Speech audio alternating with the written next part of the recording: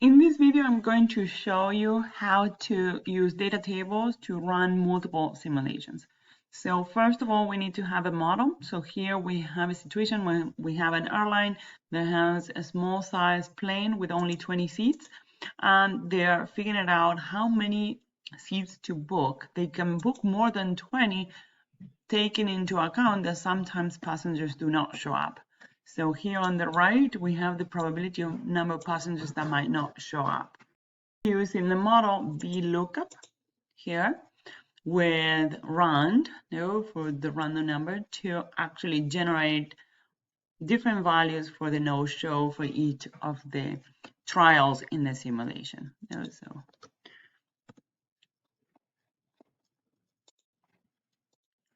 see, we should get different numbers. So now we just got a different number here. And we added this column to the table with breakout points. We call it CDF with the star. It's not really a CDF, but it looks similar to a CDF. It's just the breakout points that we use to assign different ranges to the different number of no-shows based on the probability. All right, so going back to the model, now here I have in green the random number, which is the number of no-shows. Then based on that, we calculate the actual number of passengers that do show up, and that gives us then a way to calculate the number of empty seats that we're going to have on the plane, the number of passengers that have to be bumped and pushed to a later flight, and then based on that, we calculate the cost, and then we have a final total cost, which is the actual thing that we are tracking. So we have a model. So that's the first step. We have a model where we have identified the decision variable. So it's the number of seats to book. And we have identified the random variable and set up a way to generate different values for it using, in this case, a random number generator called rand in Excel. Now, we need to run different simulations. So we'll run 1,000 trials. So here what I have is 1 through 1,000. I'll generate 1,000 trials. And I'll try different values for the number of seats to book. So those are my decision variables. 20, 21, 22, and so forth. So I create that table.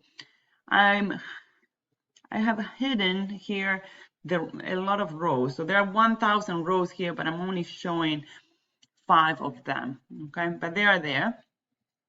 Here in this upper corner, I have equals to, and I have a reference to where the output that I'm trying to track is. So in this case, it's the total cost.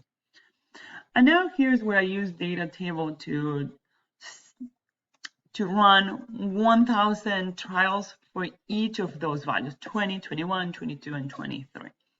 So I'll highlight this table, this. I go to data, what if analysis, data table. And here it tells me I have row inputs and I have column inputs. So the row inputs is what I have here on the top. Those are the row. I want those numbers to be put in my model where I have the number of seats. And the column input is 1 through 1,000. Is not a number that is relevant to the model, so I'm going to assign it anywhere in the spreadsheet. And then I said, okay. And right there, very quickly, it ran the simulations. It was very fast. The numbers all look the same, which it makes me suspicious, thinking that something might not be right. So I'm going to come here to formulas. I'm going to go to calculations options. And here I have it in automatic except data tables. So it's telling me that it did not really calculate the data table. I usually put it in that way because data tables take a long time to calculate, and I don't want data tables to be recalculated every single time I do something on the spreadsheet. But I do want them to be calculated now, so I'm going to go to here and hit calculate now. That forced the calculation of the data table. Now I do have numbers that are more realistic. And then on the bottom, I have some summary statistics. So in this particular case, I calculated the average. So each of those is the average for the 1,000 observations that we have right there. So I have the same for each of them. I can compare them, and I can see right there, looking at the average, I can see that booking 22 seats is the one that gives us the lowest total average cost. So that's good. I have here other things like the standard deviation. The standard deviation is a metric of uncertainty, or we can call it risk. No, so the lower, the better it is. But obviously, we can see here that there is a trade-off. No, so if I lower the standard deviation, my average cost increases, and depending on whether or not the decision maker is risk averse or how the decision maker appreciates the risk, he might be willing to give up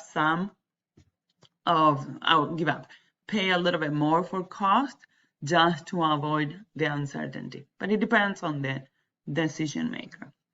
We have also information about here probability that the cost is going to be greater than, in this case, 100, the minimum, so the minimum is 0 for all of them, and the maximum, we can see how it changes. So another way that a decision maker might consider this is saying, okay, the maximum cost, for this one is 180, while in the other ones it can be even more. So maybe it considers that. Okay, but that was simply how we use data tables to generate. So the main thing is having a model, having this nice table, with the different values for the decision variables that we want to try, and then going to data, what if data tables, and specifying where do we want the raw input in our model and where we want the column input in this particular case anywhere. Okay, hope that helps. Thank you.